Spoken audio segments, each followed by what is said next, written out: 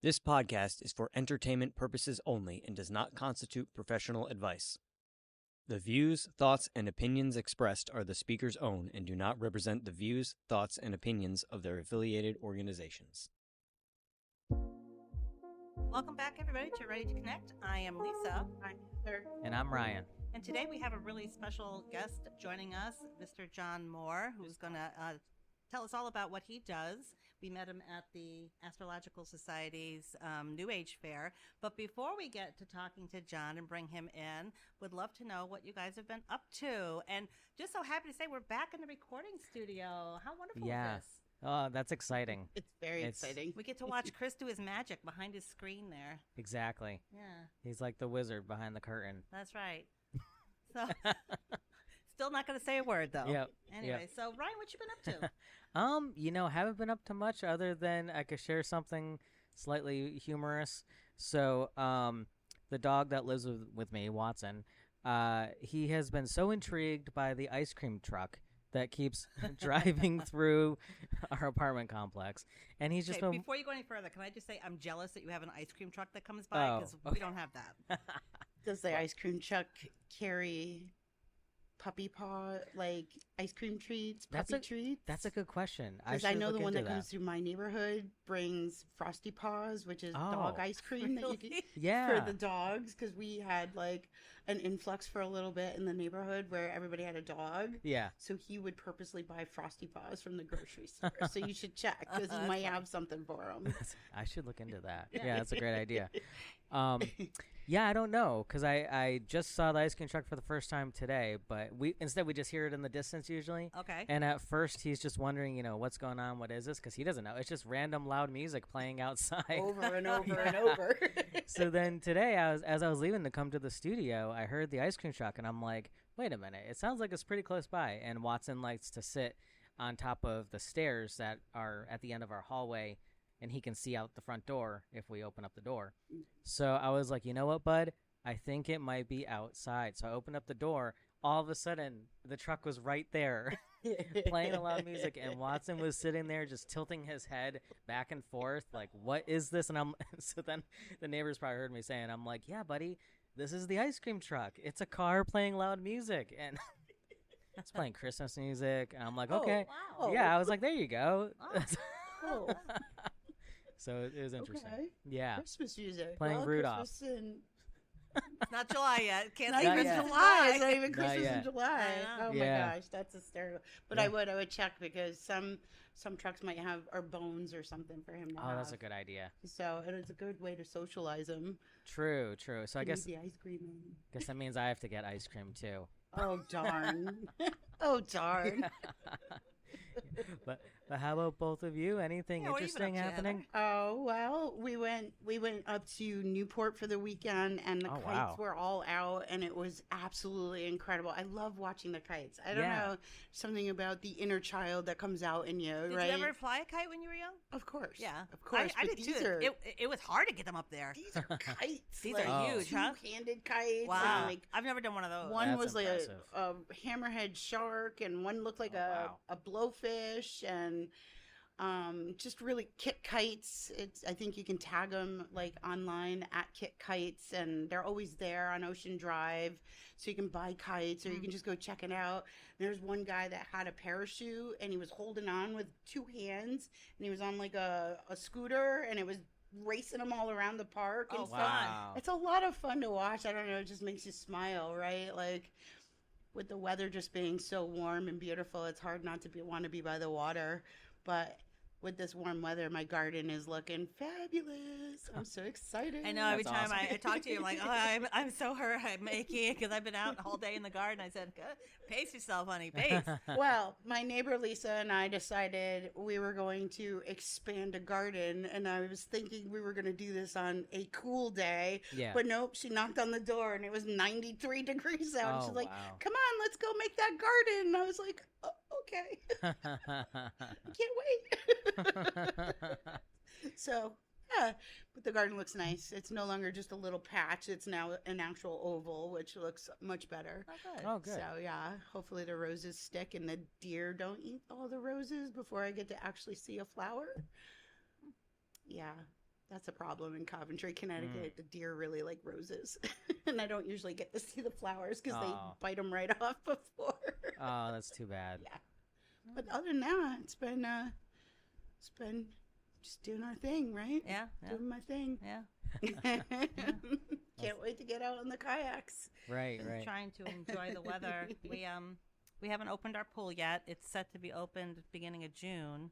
Oh, nice. So I don't know when this is going to air, but probably maybe it'll be open by then. But yeah, that's the whole process. Have that scheduled to do. But just been enjoying sitting on the porch or out in the back deck. That's one thing I did over this weekend. My younger son came out. My husband was away doing a golf charity function thing down in Texas, and my youngest son came over on Saturday, and we spent a good few hours putting together some new furniture for our deck. Oh, nice. Which, why is it that everything that you buy that you have to put together uses an Allen wrench, and there's no room to actually use the Allen wrench well? Yep. And it just, I'm like, my whole hands are just ripped apart. And then with when the you need arthritis. that Allen wrench to tighten everything up, you put it in that safe spot, and you just can't ever find the safe spot. Yeah. We have Yeah. a Ziploc bag of so many different sizes of Allen wrenches. So anyway, my hands are smaller, obviously, than my son's, and I can get into the little tiny parts, but all that twisting motion, my arthritic thumbs are screaming. I sound like the old lady that I am. But yeah, but one fun thing I did, and it's going to sound so kooky, I did get out to the movies. Oh, okay. I went with one of my other girlfriends to the movies to go see Sheep Detectives. Oh, I heard about that one. It is okay. hilarious. It is so stupid, but it was so funny. It was a really good time. Of course, I'm really just biding my time for The Mandalorian and Grogu to come Oh, out, yeah. which is coming out on the Friday, 22nd of May. So, I mean, that's where I'll be. Probably not on the day. It's a little crazy then, but yeah, I got to get there to see that. The whole Pre-purchase family your does. tickets, and then you could just go. That's true, but yeah. But I'm very excited. I've been, having all my coffee out of my Star Wars stuff. And I'm not walking around with my lightsaber in my hand, but it's nearby. Anyway, it's nearby. But yeah, so I mean, it was fun to get out just to go see Sheep Detectives. I mean, so stupid. I did want to see it. I'm not gonna lie, I did want to see it. When I saw the trailers, we were out at some other movie, my husband and I said, that looks fun. And he looked at me like, you're nuts. I'm not gonna go see a movie with talking sheep. But it was good. I liked it. It was a lot of fun. I don't know. Sometimes just, movies like that, they're mindless, and it just allows you to like check out for a little bit of reality. Well, you definitely had to check out a reality. Apparently, though, it's based on a book. I did not know that. Yeah, I was going to ask about that. Yeah, I think it was. Yeah. My daughter-in-law to be, apparently, she knew that, and she had told my son that she wanted to go see the movie because maybe she read the book. I'm like, okay. The book? What do you mean a book? Maybe I need that book. To add it to my other hundreds of books that I Right. read. But yeah, so I mean, other than that, it was just kind of hanging around, enjoying the weather, reading, letting my cats be outside, supervised. That's about it. Nice. Very cool. Okay. All right, so why don't we bring in our guest? Mr. John Moore is here with us today, and we met John at the Astrological Fair, the New Age Fair with the Astrological Society down in Wethersfield. Indeed, you guys did. Yeah, and I think each of us, well, I know myself and Heather sat with you for a little bit to get a reading from you. It was really fascinating. So, It was absolutely fascinating. I keep going back and listening, and Yes. how there was so many things that you were saying that didn't make sense in the moment, but Well, the it thing, all started falling into a storyline, which well, I find what I usually do is I have people either record with their phone or write it down because we cover a lot of territory in a short 20 minutes. So That's true. that's why I usually do it that way. Right. yeah. And I've been going to John for years now. Yep. I seen you like every January, it seems. Seems like I steered you on point as far as that goes so far. So Absolutely. we're there. I would. Absolutely. Absolutely. So, John, for those meeting you for the first time, who is John Moore behind the titles? Okay, what I am is I'm the psychic intuitive. I do a lot of media stuff there. I do tea leaves. I do Celtic runes, which are different from the Norse runes. That Celtic runes are messages from the trees versus Norse, which are events. I do tarot. I do intuitive readings when guides tell me something else that the client needs. I also do something called the moonology cards. Moon and astrology combined. They're by this Australian astrologer called Yasmin Boland, and I use her decks there to help narrow down when's a good time to do what at the right time. If it comes up for a certain moon, let's say we pull the card and it's the blue moon, and that's actually going to be the Sagittarius moon at the end of May, on May 31st, and that's like good for long range plans. So it just depends on the moon and the phase of the moon on that. The other thing I do is I do Akashic record cards. I recently got certified in that there, and what it does is you go and look at the Akashic record cards between that and your guides, and you try to figure out, what am I missing? What do I need to tweak? What do I need to fix to get things back on point? So I do that. And something I just added recently there is the divine masculine, because I have a lot of women that come to me, but masculine people that have come have said, what about us? I finally got a deck that gives us archetypes on what you want to model yourself after to get the most out of your events coming up and control over your life. Okay. Wow. Oh. That's So really cool. You mentioned many of the different tools that you use. Yes. So just curious, you work with tarot, tea leaves, all the tools that you're saying.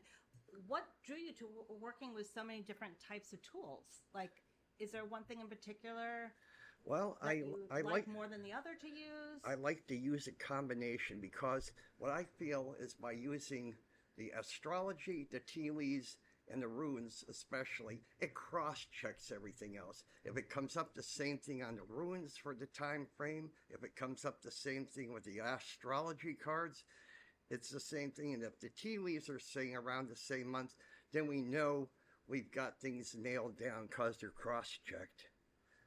All right. So do you use the tools in a specific order based on the person you're reading for? Or is there is there a certain time where you may not use one of the tools that you have? What I do is I usually use the tea leaves as a general rule. That gives people the general idea of what's going on. And it's interesting. You see symbols in the tea leaves. Big numbers represent the months. 1 would be January, 12 would be December, etc., etc. The other thing, too, that's interesting is you see patterns in there. If you see something like a flower, it means empowerment is coming into your life. If you see something like a upright post on the football field and numbers in the middle of it, it means it's a goal-oriented time. Let's say you had an upright post with an 8 in the middle. That means August is going to be very goal-oriented. Other things I have are shamrocks. That is good for luck and timing. I usually have these come up a lot for readings. Ducks lined up in a row, literally in the tea leaves, and it means time to get organized. And if you do that, things go smooth. And then I have little numbers. Little numbers represent the days of the month. If the little numbers are between 1 and 31, that's your power day. A power day is when you're in the zone, when things are really working out well for you, and you make good decisions on that day. So that's how I use some of those symbols in the tea leaves. Continue. That's really excellent. That was amazing. Where did you learn to read tea leaves? I'm glad you asked that. This is an antidote that's coming in here. What's happening is I was doing tarot for the longest time. I was doing it in Mystic, at Mystical Horizons. And what happened is I had a client that was also psychic, and he came to me for a reading, and I did a good reading for him. He says, "You're not honoring your grandmother." I said, "What do you mean? My grandmother did the tarot and all that there." She drank tea, right? No, No? that's the second grandmother. My mom's mom was a grandmother that did tarot, and this is a little aside here. She would watch the baseball game, have the playing cards, grab a few cards out, throw it down, turn it over, and look at it, when commercial came out, I asked her what she was doing, getting answers to my questions. And years later, I realized that she was doing the tarot, but in her own fashion, more like the gypsy reading version of it. So I started out with that. And what happened is when I was doing this reading for that client I just mentioned, he said about not honoring my grandmother. I said, the one with the tarot cards and the baseball game? No, the one from Ireland that would have her girlfriends come over, have a cup of tea, and then she'd say, okay, what's on your mind? Give me your cup. And then she'd look at it, and that's where I got it from that. It skipped a generation. My grandmother's read tea leaves on my dad's side, tarot on my mom's side. Then my mom didn't want to do it because it made her nervous, so it skipped a generation to me, and that's how I wound up with it. That's beautiful. That's absolutely fascinating. I tell you, when I sat, I was most fascinated with the tea leaf reading because I look at these tea leaves and you're seeing numbers, and I don't see that, and I'm just wondering, like, how do we do it? Yeah. It's like scrying in water. It's like letting your mind just drift and you start seeing patterns. A lot of things, whether it be the tarot or the ruins and stuff, I see patterns. And then I put the patterns together for the client.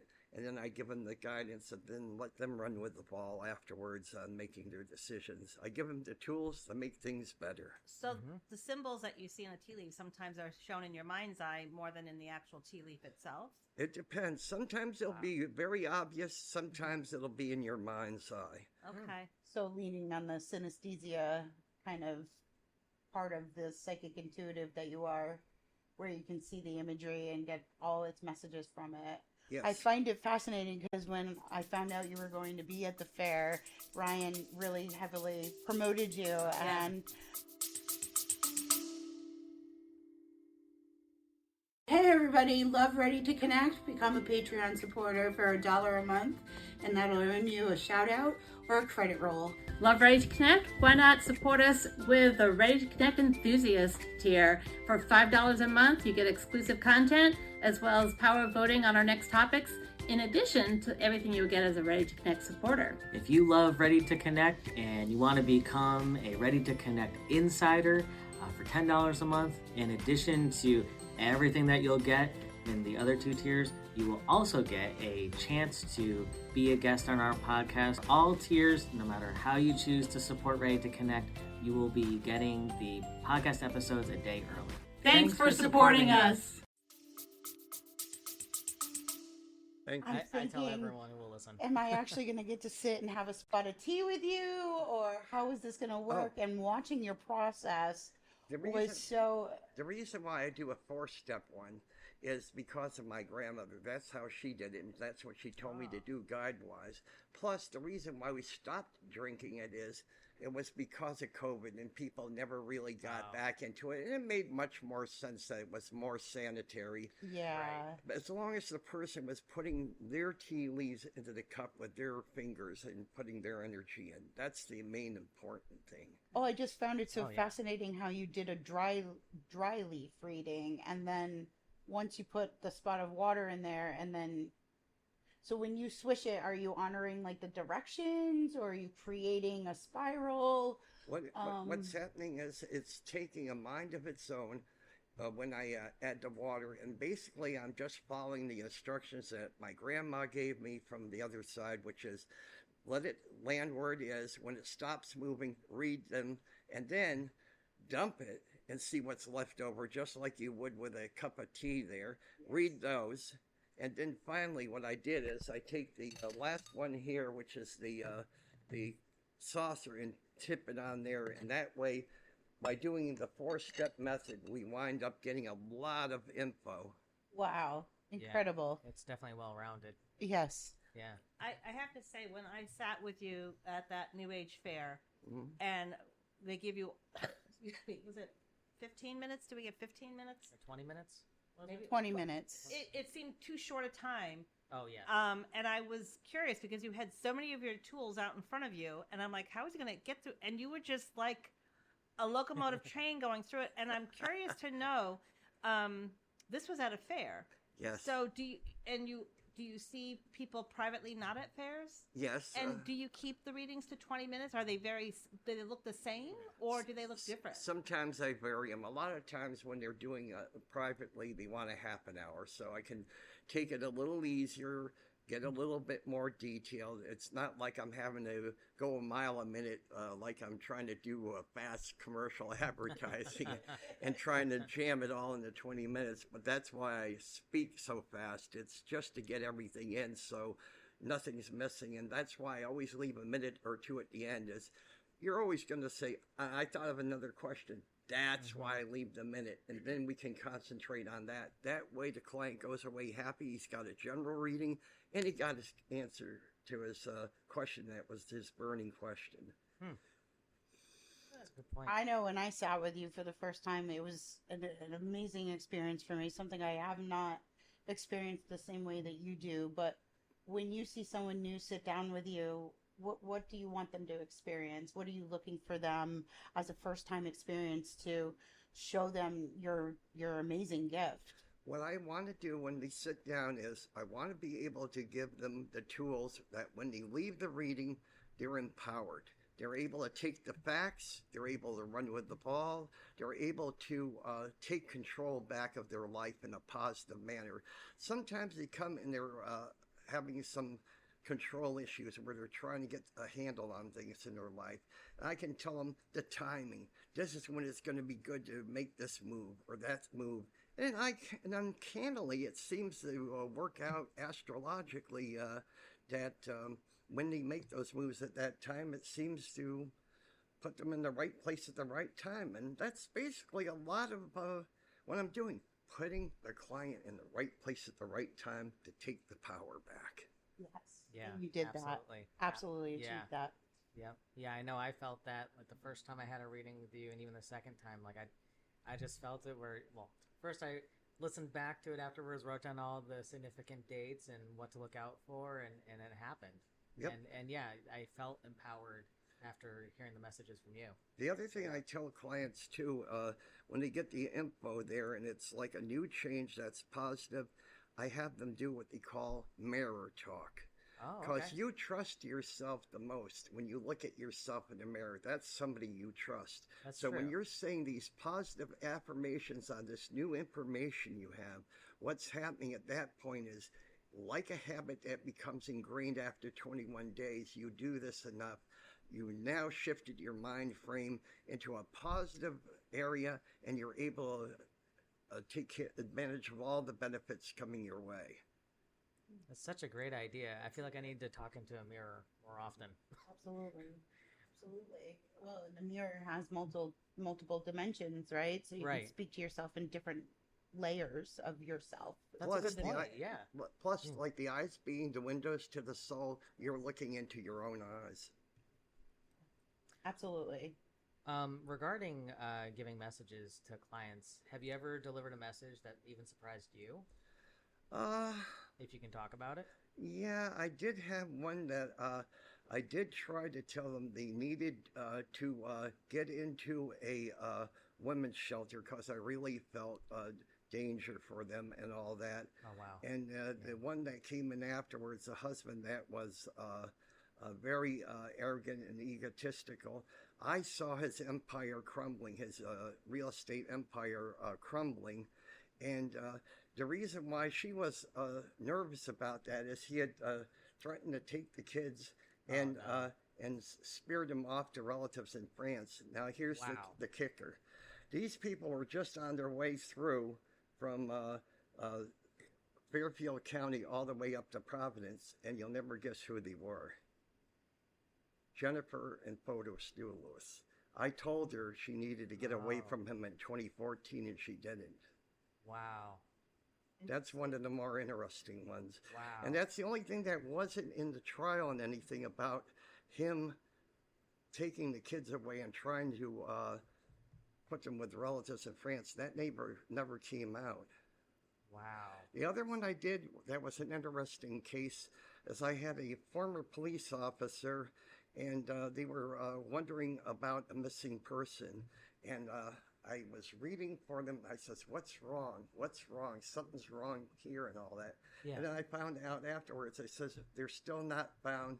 They're somewhere near a divot or something. They're not far from the property." And the cop that was a Windsor cop, ex-Windsor cop, told me that they were looking for the girl's body still, that she'd been decapitated. So that's why I kept going like Up this. to your neck. Oh, yeah. Yeah. Oh, Our wow. listeners, just so you Wow. know, John is kind of motioning to his neck.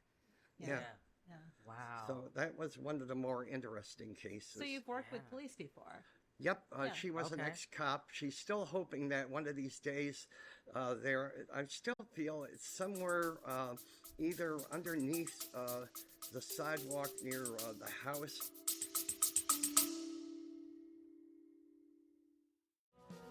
If you like what you're hearing and want to check out more podcasts from Artist Haven Media or are interested in recording a podcast at our studio, find out more information by visiting our website at artisthavenmedia.com.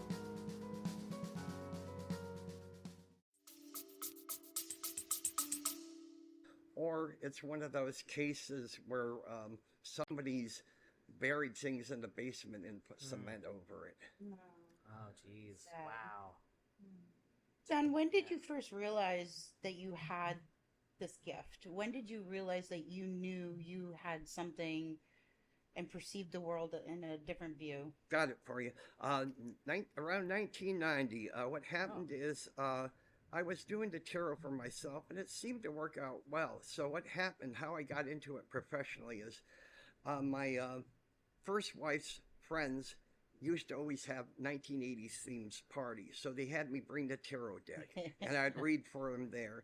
And then finally I had another friend that made me go down to Mystical Horizons and Mystic and said, "You should try this here." So I auditioned, and that's what you got to do in any of these places, audition. And if you feel that the information's pretty much on target, okay, you're in. So that's how I got started doing the tarot. And then after a little while, I added the Celtic runes in. Like I said, the Celtic runes are different than the Norse. Norse is events. Celtic is messages from the trees.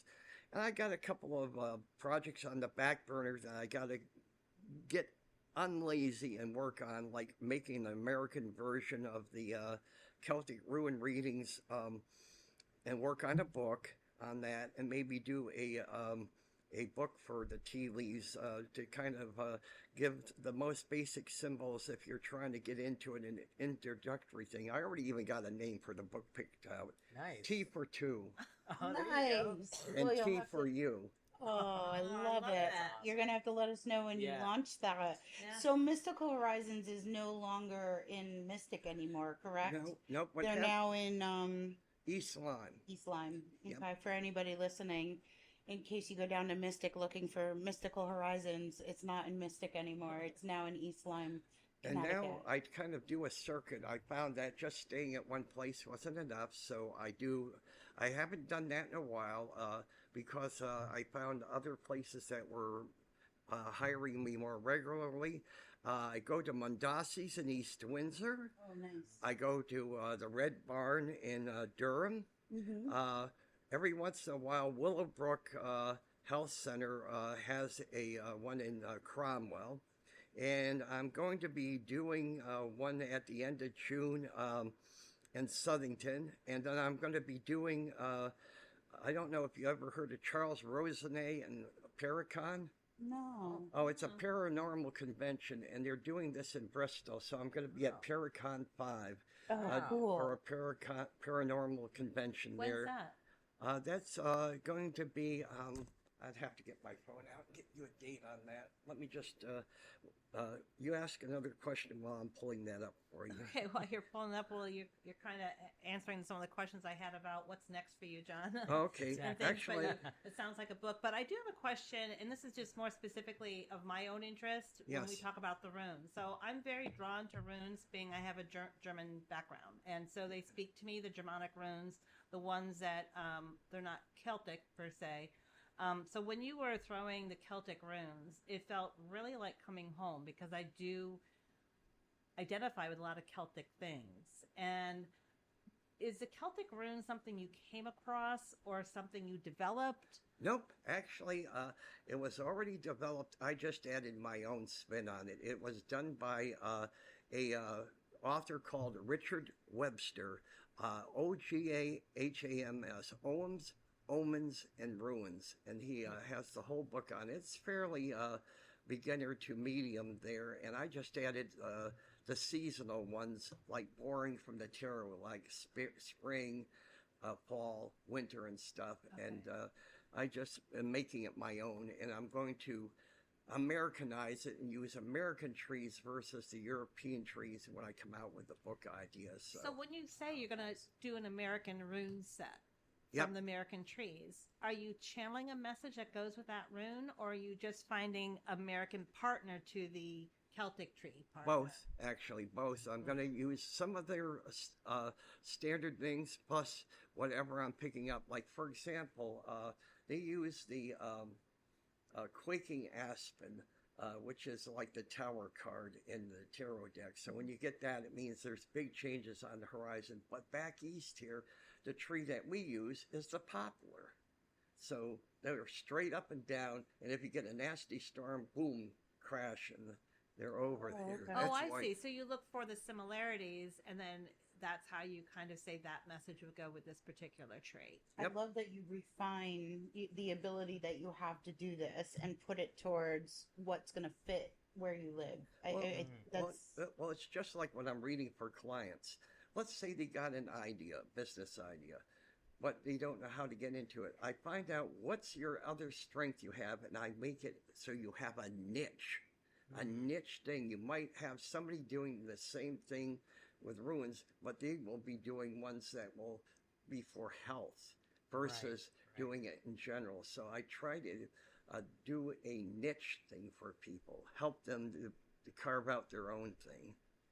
That's So, great. what method do you feel closest to when you speak of all of these different methods that you have Which is- intertwined together, which is amazing? Which tool is your baby? Yeah, what's the baby? Which one's your favorite? Well, tea leaves, number one, the Celtic runes, number two, and the astrology cards, because they seem to dovetail on all the timing. So that's why I use those particular ones. I love it.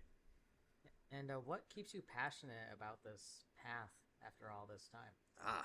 What keeps me passionate on it is I'm able to not only read, I make a little bit at it, but not a ton. But the thing is, it's helping the client get their power back, feel empowered, feeling like I matter. What I do matters. And what happens is when they feel that way, then they become passionate about their new niche and they succeed.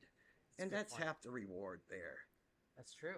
Absolutely. So I'm sure you run across people who are just starting out, who maybe have discovered their intuitive gift. What advice do you give beginners? Don't give up. Just keep at it, keep at it, keep at it, because, you know, it's like riding a bicycle. The more you ride it, the smoother the ride. And it's like, that's what kept me going. Sometimes I would be like, how am I going to do this? I had occasionally where somebody put so much tea leaves in there, I couldn't, see it at first. And then all of a sudden, the intuition kicks in and says, I started seeing the patterns. Wow. So the patterns, whatever calls to each individual person, helps them to connect. That's really cool. Here's another question I have. Being that Heather and I are both, we do psychic readings for our business as well, and we do energy healing, and Ryan's an intuitive as well. But we do certain things to make sure we're keeping safe and grounded. What practices do you use to keep your own energy safe and to keep yourself grounded as you do this work? Okay. I am I don't advertise it, but I am a Reiki master. So what I do is I clear the space for each in between each reading, and then I use, and they don't always teach this at all, the Reiki things, is to disconnect. Think of your arms like swords, cutting the connections, then taking the energy and grounding it back into Mother Earth, and then that lets you start fresh every time. Beautiful.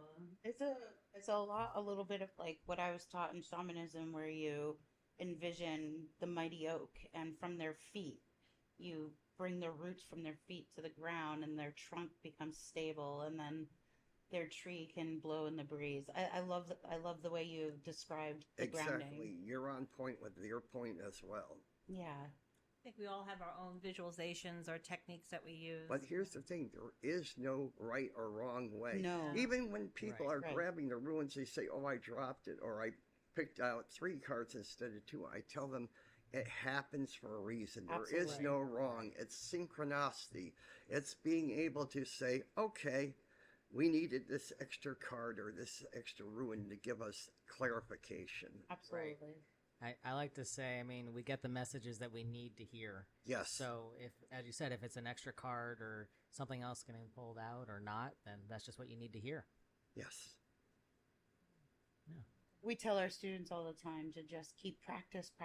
Trust, Yeah. trust, don't doubt. Trust, don't doubt, Yeah. you know, and I'm sure you're Well, telling everyone. The other thing too is, if they get anxious, just tell them to relax into it, because sometimes they get overwrought, which you probably have seen. Yeah. And what you tell them, once they relax into it, all of a sudden, the light bulb goes off, and boom. Yep, that's me. I've done. I'm known for being too into my head. Don't feel I bad. might be guilty of that too sometimes, but yeah, but So, definitely right. It happens. Yep. Sometimes I come across like that myself, but that's because I've got like a Virgo rising and a Virgo moon, even though I'm a Libra Scorpio cusp. So the Scorpio gives me the intuitive ability. The Virgo rising and moon give me the nuts and bolts, ducks lined up in a row thing. So it's like trying to keep the client on point and getting all the answers we can squeeze into that 15 or 20 minutes. Yeah.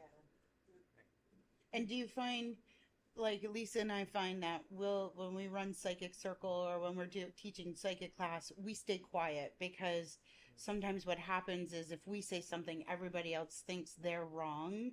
And I know as a psychic medium that it's so important, because everybody's educated differently, raised differently, sees things differently, and we encourage everybody to use your words, right?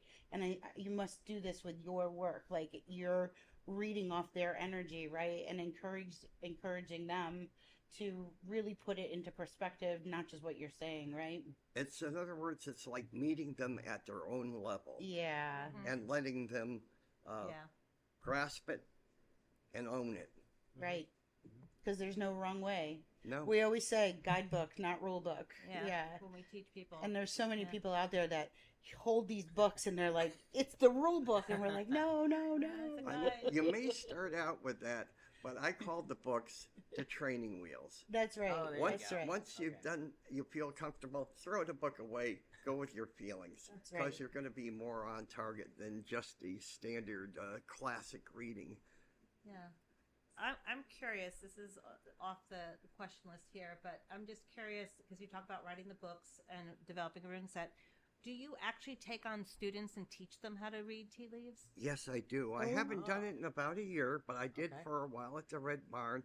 I might try to get something going for August for tea leaves and rune reading. I give handouts and all that to kind of give you the basics on it there. And then what we do is we use at least about a half an hour to class where we actually practice. We don't just sit up there and be the talking head. Okay, now it's your time.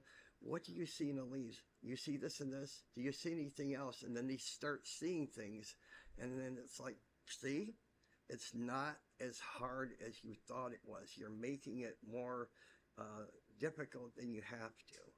I wonder if a clairvoyant would have much easier time with tea leaf reading, because it sounds very similar to scrying, and that's very much a clairvoyant activity. And not being clairvoyant myself primarily, I wonder if I would struggle with it a bit. It'd be interesting to find out. Well, actually, when I see these things, that is a bit of clairvoyance when you're scrying. Sure. So that's my ability added in there. And once in a while, if I'm missing something, my grandmother, clairaudience, will say, "You forgot this." I just look, Yep. okay, you're the elder. I'm not going to argue with you. Absolutely. What do you wish more people understood about this work? That it's just another way of getting facts and learning how to empower yourself. You don't always have to go through channeling the standard channel methods. Sometimes friends are good, sometimes a therapist is good, but you know, the thing is, sometimes your best advice can come from you if you learn to trust and believe in yourself. And that's what you as mediums and intuitives are teaching the clients. You're teaching them to learn to trust, even if they don't wind up reading for anybody and it's just reading for themselves. They start keying into the subtle things that they might miss. They start seeing the patterns. You know, if enough of our students hear it again and again, they start to really take it in and trust. do. But they need to hear it again and again. I know some few people it's taken a little longer than And they'd like it yeah. to, but yeah, and then when they get it, it's like you see, like you said, those light bulbs going off, and you know, You can almost see them thinking, why am I making it so hard on myself? exactly. yeah. And, Yes. and then it's like that old thing with the V8. Yeah, They go like that. Yeah, exactly. Where they slap their head and say, I could have had a V8. I could have gotten it earlier. Exactly. What role do you believe intuition plays in like everyday life and just like in a spiritual practice? Or even beyond a spiritual practice. Yeah, just in everyday life. Do you use that Well, intuition? with intuition, it kind of helps if we listen to it to keep us out of trouble, because a lot of times what happens is if we get too emotional or overthinking something, we want it so bad, but if we hear that little voice saying, yeah, it's not a good time right now, or I don't feel comfortable about this situation or this person, it turns out 9 out of 10 times it's right. It's like that sometimes I've been late for things on the highway and stuff, and I've been going, grumble. And it turns out later on, if I'd been there, I would have been that car in the accident. So, I'm getting so grumbly anymore in my old age. It's just accepting, okay, thank you. I appreciate being in one piece. Right. Yeah, I think people. Absolutely. Well, we're gonna wrap this up, this part of our interview, but before we end, John, could you share with our listeners how they can find you? Now, you talked to you be at Mandazzi's, the Red Barn, but what's your contact information if somebody just wanted to contact you for a sure. reading, or where can they find you? I'm at John Moore Psychic Intuitive is my page on Facebook. I have an email, which is Oak and Holly 16. That's OAK and as in Nancy, Holly 16 at gmail.com. And my phone number is 860-638-8911. And even though I read at these fairs and stuff, if in between the fairs a client needs it, I can do a phone reading because I've already had some experience with them. And it's just did one of these here that's like in bio engineering I was doing for. And they went to the West Coast, and I let them know that within the next 6 months there will be one further back east around the Chicago area. So I says, take the job for now that you got in Oregon, but keep your options open and negotiate like a year or something. So you have not just a little gig, but a bigger thing. Audience. Yeah. Audience. Media. Do you do these readings through Zoom or some form of video conferencing if somebody couldn't get to you in person? I do it through FaceTime. Okay. So I use FaceTime for that there. I wish I knew a little bit more technical on how to set up like a Zoom or a YouTube channel or something, and maybe Well, you are at Artist Haven Media, and these are the guys. These guys know how to set up a YouTube channel. Yep, we can help you out. So maybe you guys can get me on point. Sure. And then we'll be able Absolutely. to help more people take control of their lives and be more dynamic for themselves. Love So, it. John, are you going to be at the Absolutely. next New Age Fair in June? Yes, I am. Okay. Actually, I can give you a quick rundown here on the Yes, schedule please do. here. Okay, June, we have. Okay, let me get the thing up here. Here's June. I'm going to be at the ASC New Age Fair from 10 to 4 in Wethersfield on June 7th. I'm going to be at the Red Barn Psychic Fair on June 14th from 11 a.m. to 4 a.m. I'm going to be at the Mondasi's again from 10 a.m. to 5 a.m. on June 21st. You mean 5 p.m. Yeah, 10 to 5 p.m. I hope you're not working at 5 a.m. No. And then the other one I have is in Rocky Hill. It's the Crystal Ball, the one that's at night there, Friday and Saturday night, the 26th and 27th. And finally, on the 28th of June, I will be at a Southington Fair on the 28th. Near the center of Southington, and I'll put more details out on my page for that. Nice. Did you say the Great. Rocky Hill Crystal Ball? Is that what you said? Yeah, what they do is it's these two people, and they make nighttime fairs, so it's like Friday and Saturday nights instead of during the day, and so people can come out. They have people selling their wares, fun, you know, actually. like It does. herbs and oils and jewelry and stuff, but you also have the mediums, you also have the tea leaf readers like me, you have people that read with stuff like, I lost my train of thought, sorry. Just a regular astrological fair or psychic fair, but it's held in the evenings Yes. more so than during the day. Yes. That's lovely. It's actually kind of Wow. nice. That's actually a great idea. Yeah. They don't want to give up their good days. They like to Right, go out right. at night. do some We night. usually get a lot of younger people for that, like Yeah. about your age. Wow. Okay. Well, we Wow. appreciate you being with us today, John, Oh, for our absolutely. interview. You're part of our Dynamic People series, and for those who are our Patreon subscribers, we have a special treat because John has agreed to allow us to film him doing some of his skill set, which will be our bonus content for our Patreon subscribers. So, John, thank you again for being with us. Thank you for having me. It's been a pleasure, and for all our listeners out there, we hope to be in your ears next week. And also, the other thing I wanted to end on is believe in yourself, trust that gut feelings. They'll keep you out of trouble. They'll get you back on point. They'll let you take your power back. That's what it's all about. You're amazing, That John. was Thank great. you. And that's a great affirmation. We usually end on There an we go. affirmation, and that was perfect, John. Thank you so much. You're welcome. Thank you for tuning in to Ready to Connect. If you're interested in exclusive behind the scenes content, be sure to like, share, and follow us on social media by searching for Ready to Connect Podcast on Facebook, Instagram, TikTok, and YouTube. And for those looking to further support our podcast, consider subscribing to our Patreon at patreon.com/Ready to Connect Podcast. And until next time, get ready to connect.